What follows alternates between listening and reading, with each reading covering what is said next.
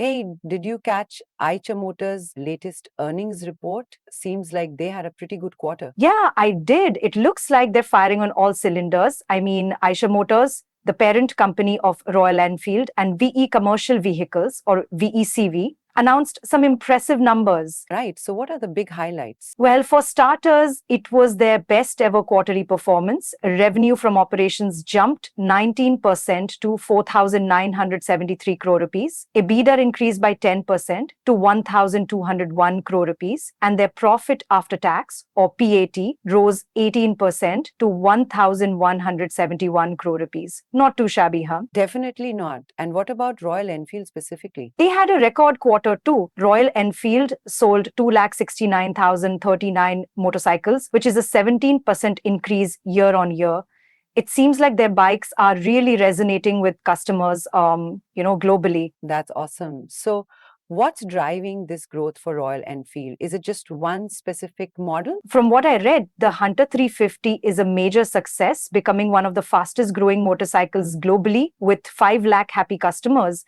And it seems like launches like the Goan Classic 350 are also drumming up a lot of excitement. Makes sense. I've seen those Hunter 350s everywhere. What about VECV? How did they perform? VECV also had a strong quarter. Their revenue from operations was up 6% to 5,801 crore rupees. EBITDA rose 16% to 509 crore rupees. And profit after tax grew a solid 44% to 301 crore rupees. They sold 21,012 vehicles, outperforming the industry. So, both segments are doing well. That's great news for Eicher. Speaking of VECV, what exactly do they do again? VECV, that's VE Commercial Vehicles, is their joint venture with the Volvo Group. They produce Eicher branded trucks and buses and are really focused on modernizing commercial transportation in India and developing countries. It's pretty cool, actually. Interesting. So, it's not just about bikes, but also about commercial vehicles. So, what did management have to say about all this? Siddhartha Lal, the managing director, mentioned it was an incredibly rewarding quarter for iCare.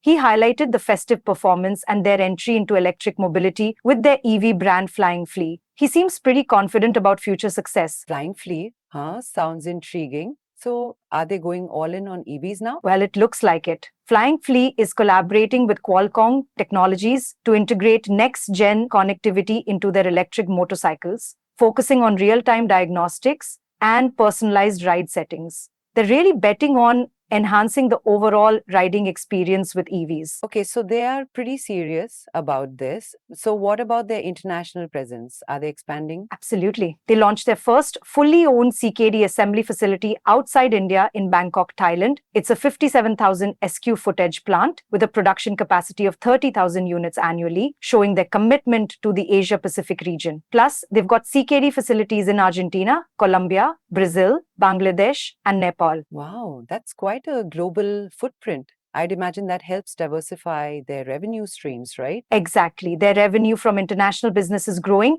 and they're expanding their global network with exclusive stores and multi-brand outlets across the Americas, Europe, and Asia Pacific. That's some impressive growth. I wonder, are they doing anything beyond just selling vehicles? Yeah, actually, they're widening their reach in the non-motorcycle business, focusing on spares and service, genuine motorcycle accessories, and apparel. They even opened an exclusive apparel brand store in Gurugram and launched a range of lifestyle accessories. Gotcha, so expanding their brand into other areas. Did they make any announcements related to that? They did. Royal Enfield launched its Anytime, Anywhere Adventures campaign, highlighting their versatile riding jackets. They even had a digital cover with Cosmopolitan magazine featuring actress Shavari in their new women's wear collection. So, marketing is definitely on point. What about their production capabilities? Are they keeping up with this growth? They've got 3 main production plants in India, Tiruvattur, Oragadam, and Vallam, with a total capacity of 6 lakh motorcycles per annum at Oragadam and Vallam each. Plus, they have tech centers in the UK and Chennai for R&D. Eicher Motors has invested around rupees 1,500 crore rupees in R&D in the last 5 years. So, they are investing heavily in R&D. What about partnerships? Are there any strategic alliances that stand out? Definitely the one with Stark Future, where EML invested euro 50 million. They have a technical collaboration agreement for joint development and sourcing, leveraging Stark Future's expertise in EVs. Seems like a good strategic move.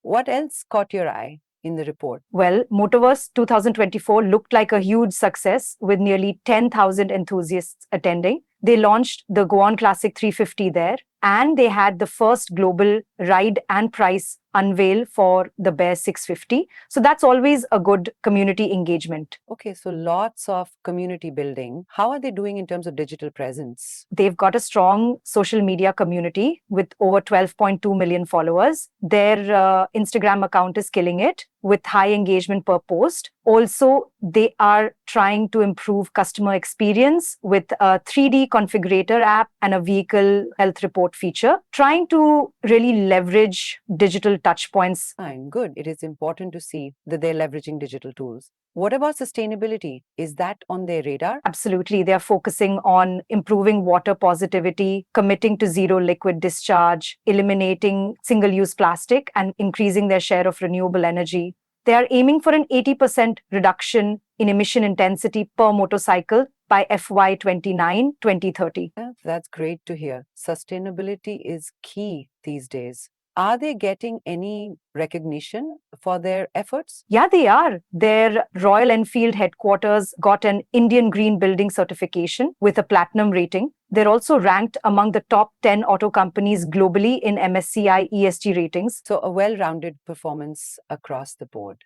What about the financials? Any key figures we should know? Looking at the consolidated financials, their revenue from operations for the quarter was 4,973.12 crore rupees. And for the 9 months ended December 31st, 2024, it was 13,629.24 crore rupees. Their profit after tax for the quarter was 1,170.50 crore rupees. And for the 9 months, it was 3,372.29 crore rupees. I mean, what about earnings per share? Always important for investors. Basic EPS for the quarter was 42.70 rupees. And for the 9 months, it was 123.07 rupees. Diluted EPS was 42.61 rupees and 122.79 rupees respectively. So definitely solid growth there. So, strong financials and good growth across different areas. Did they announce any board changes? Yes, Siddhartha Lal is now the executive chairman, Vinod Agarwal is the vice chairman, and B. Govindarajan is the managing director. They also appointed Ira Gupta and Adun Basu as independent directors. Sounds like a strategic restructuring. Well, this is a lot to take in. Any overall thoughts? Yeah, so Eicher Motors seems to be in a really strong position. Royal Enfield is dominating the mid-size motorcycle segment, and VECV is holding its own in the commercial vehicle space. Plus, they're investing in EVs, expanding internationally, and focusing on sustainability. It's a pretty compelling story. I agree. Before we wrap up, should we remind our listeners about something important regarding investments? Oh, yeah, absolutely. Disclaimer, we advise investors to check with certified experts before taking any investment decisions. It's always best to do your homework and consult a professional. So, where do you think Eicher Motors is headed in the next few years? Well, with their push into EVs, continued international expansion, and strong brand presence, I'd say they're poised for continued growth.